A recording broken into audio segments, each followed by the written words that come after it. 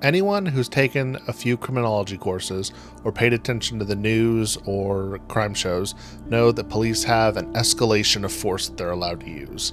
It starts with level 1, where they're compliant, just giving verbal commands. Down to the pump for a little bit. You wanna go and turn the car off? Level 2, where there's a little bit of resistance, but it's passive, and that's where they'll take physical control of a suspect. We got a warrant for your arrest, buddy. Put your hands behind your back. Are you serious? Yep.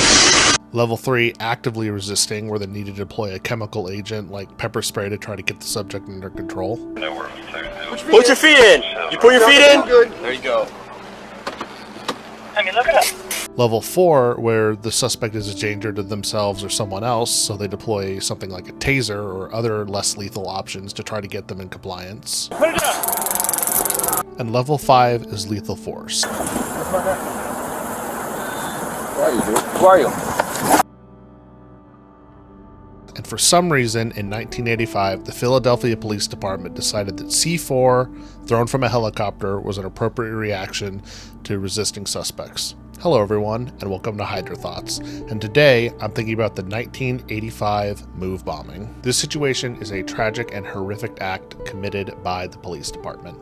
Throughout the video, you're going to hear me refer to the Move members as victims or as suspects because in this event, they were not convicted of any crimes. 4 of them were wanted. Move had some violent encounters with the police in the past, and we're going to talk about that. And they had some complaints filed against their neighbors for nuisances and noises they were causing. We'll also address that. But none of what Move did justifies what the police department did, bombing its own citizens, destroying an entire neighborhood, making 250 people homeless, and ending the lives of 11 people, 5 of them being children. It's going to be a little darker today, a little darker than the other videos that we've done so far, but I feel that this is such an important part of American history, and it gets overlooked often when people talk about these kinds of actions, so I feel that makes it worth discussing. Before we get into it, I want to thank everyone who watched my last video and subscribed. We're up to 50 subscribers now, and I really appreciate the support you guys are giving me. I hope that you enjoyed this video and we continue to grow and move forward together. But with that, let's get into it. So for context, let's talk about the organization itself, Move. Move was founded in 1972 by John Africa, and their philosophies are a little hard to tie down. They very much claim that they are revolutionaries, and they have a strong focus on African American and communal living in groups, and there's also a lot of hippie ideology tied into what they do. They have a firm belief in life and advocating for all life. And as the founder's name, John Africa, that I just said, all of the members that join change their surnames to Africa because they regard that as their mother continent where they are from. This is a way oversimplification of Move and the movement that Move stands for, because they have shifted what they believe and what they claim throughout the years, but the core of their group has always been Black revolutionaries, communal living, and focusing on valuing life overall. Move's first clash with police that sets the stage for the bombing we're going to talk about later actually started in 1977, where the Philadelphia Police Department obtained a court order ordering the occupants of a house in Powelton Village to vacate the property due to complaints made by neighbors. The Move members agreed to vacate and surrender their weapons to the Philadelphia Police Department in exchange for the release of members of their group held in the city jails. Nearly a year later, on August 8, 1979, the Philadelphia Police Department came into a standoff with Move, who would not vacated the property yet. When the police attempted to enter the house, a shootout ensued. PPD Officer James J. Ramp of what is now known as a SWAT unit was killed by a gunshot to the neck. Several other police officers and firefighters were also injured in the shootout. Move claimed that they were not the ones who shot the police, they did not have any guns, and they were hiding down in the basement, and that the police had shot their own man. The police, however, charged 9 Move members for the crime and convicted all of them, sentencing them to 30 to 100 years. This is the first part of the story where things start to get a little hokey, because the official narrative is Move fired on the police and the firemen, and there were other firemen injured, but eyewitness testimony contradicts the official record, and this quote from The Guardian captures that perfectly.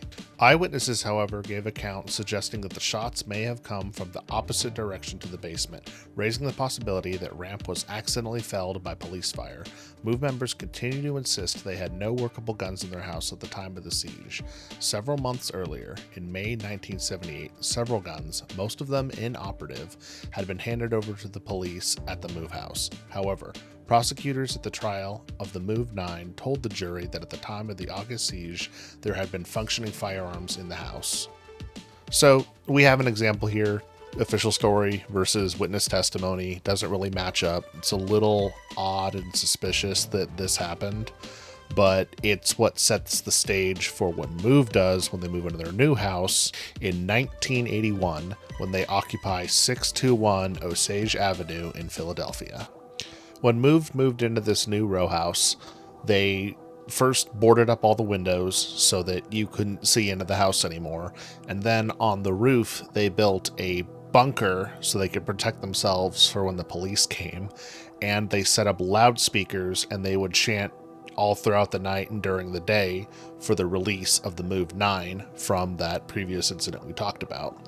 Several neighbors complained consistently to the city, saying they're disturbing the peace, they're obnoxious, they're causing problems, while MOVE said they used them occasionally and they were friendly with all their neighbors and had good standing with them. In 1985, the police obtained arrest warrants for 4 of the people inside of the house. The crimes charged were parole violations, terroristic threats, illegal possession of weapons, and contempt of court. The police commissioner and the mayor of the time had said that MOVE was a terrorist organization, and they intended to deal with them as needed. On Monday, May 13th, 1985, the police had evacuated the surrounding homes around the MOVE house with a bunker on it, and they sent 500 police officers to execute these arrest warrants. They shut down the water and the electricity to the house, so MOVE would have no amenities in there. And at 5:35 a.m., George J. Samber, the police commissioner, read out a long speech addressed to the MOVE members that started with, "Attention, MOVE. This is America. You have to abide by the laws of the United States." And then he gave them 15 minutes to come out with their hands up. Now, this is where the story starts to deviate from what the police say happened and what the sole adult survivor, Ramona Africa, says happened on that day. So the police say after 15 minutes, they did not get a response from MOVE, so they threw tear gas and water cannons into the building, trying to smoke them out. Ramona says they ran down into the basement when the police started throwing the tear gas and the water cannons at them. The police then say MOVE fired at them, and Ramona says they couldn't have fired, they were all down in the basement. Regardless of which one is true or not, the resulting action was that the police then fired 10,000 rounds of ammunition into this house that was occupied by 4 people that were wanted for something, 3 other adults that they did not have warrants, and 5 children. That's very excessive. For context, 10,000 rounds means each officer fired 20 rounds on average. If you want to think of it from a military perspective, the average operator, at least according to Grand Thumb, carries 210 rounds of ammunition on them, which means the equivalent of 49 soldiers emptied all the ammunition they had into a house to execute an arrest warrant. The police actually expended so much ammunition at the scene that they ran out of ammo and had to go to the police academy to get more so they could reload themselves. It was after all the shooting that the police decided they needed to do something about the bunker on the top, which, according to them, was an active threat. According to the sole survivor, they were all in the basement, so nobody was even on the roof. In order to deal with the bunker, the police decided the proper solution was to take a C4 and Tovex bomb up in a helicopter and drop it onto the bunker on top. This had the desired effect. It did blow up the bunker, and it also set the bunker on fire. Because these were row houses, meaning each house is right next to the one, just they're connected, when the MOVE house was set on fire, it spread quickly to the neighboring houses. which spread to the neighboring houses. And you would think, oh, this is dangerous, they should probably do something about that. For 90 minutes, the fire department was held back, either by the police officers who were worried they were going to get shot, or out of fear for what happened last time firemen were near a move and they would be shot at again. Either way, the fire ran unchecked for a full 90 minutes, which ended up burning 61 houses to the ground. During the fire, Ramona Africa and one of the 13-year-old children inside ran from the move house, where she was immediately arrested, put in handcuffs, and taken to the hospital, while the little boy was put in a police van and she never saw him again. Only 2 people were able to escape the fire. Everyone else perished inside the building as parts of it collapsed. In the aftermath of this, a commission was launched to find who was at fault and who, if anyone, was liable for this tragic event. The finding of the commission found that the dropping of the bomb on an occupied row house was unconscionable. Following the release of the report, several officials made public apologies, but no one from the city was criminally charged. Ramona Africa, however, was charged for riot and conspiracy, and she was sentenced to 7 years for these crimes. Several lawsuits were filed against the city and public officials for this act. The public officials were not punished because they had qualified immunity and they were acting under an official capacity when they firebombed a neighborhood. Okay. The city, however, was held liable for what they did, and they were ordered to pay millions of dollars to Ramona Africa and several other residents that were forced from their home. Several other lawsuits followed in later years because of the displacement and other problems that arose after the initial lawsuit, and several more millions of dollars were awarded to the victims of this bombing. To redevelop the area, the city had hired a private developer who began to rebuild the block that the police department had destroyed. However, when the homeowners moved back into it, they found that it was completely subpar. It was actually so bad that in 1995, the Army Corps of Engineers had to be brought in, and they reported that 61 of the buildings were not up to code. Now, if you remember earlier, they destroyed 61 buildings, which means all of the buildings were not up to code. The city then continued to try to rehabilitate and repair these buildings, but in 2005, they gave up and just started offering $150,000 to residents who wanted to leave. 2/3 accepted the deal, leaving the houses abandoned.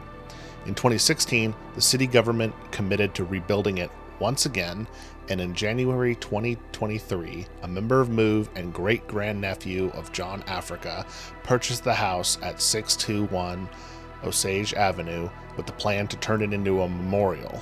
Now, you'll recall earlier I briefly mentioned something about the remains.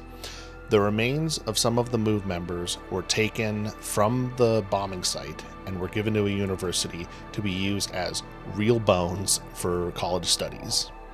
These bones were not returned to Africa's family until 2021, meaning that the university had them for 36 years. The story actually continues though, because in 2024, the University of Pennsylvania found a box labeled MOVE, and when they opened it, there were more remains inside. That is just unbelievable. So that's the story so far, and I say that because this video is coming out in April 2025, and the 40th anniversary of the bombing is next month in May 2025. This event was so powerful for the city of Philadelphia that they don't even call it the MOVE bombing. They just refer to it by its date, May 13th, 1985. Was MOVE perfectly innocent? Probably not. There are several complaints from neighbors and evidence of illegal weapons and other charges that they picked up unrelated to these 2 incidents that we discussed today. But does that justify what the city of Philadelphia did to them? No, not in my eyes. I feel like the city had better choices. They sent 500 men to arrest 4 people.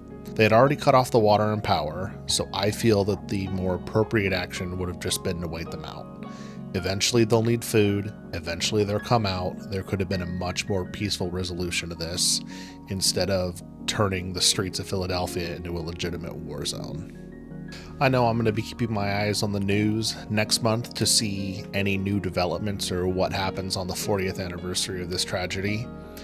And yeah, with that, I just want to say thank you all for watching all the way to the end. I really appreciate it, and I hope you'll stick around, subscribe, and check out my future videos. And I will see you in the next one. Later.